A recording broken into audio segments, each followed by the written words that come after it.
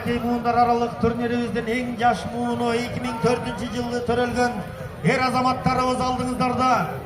Бекболотолу Исхак, Кабылбеков Айтеңир, Бахапов Орозбек, Анатаев Амангелди, Сыдыкбеков Азиз, Таалайбеков Аскар, Омарбеков Байтегин, Тургуналиев Тилек, Рашев Мухаммедадин, Айдархан Анарбеков, Элдияр Жеңишбеков, Күрүчбек уулу Даурен балбандарыбыз алдыңыздарда.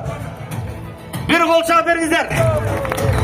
Ай, баракелде, баракелде.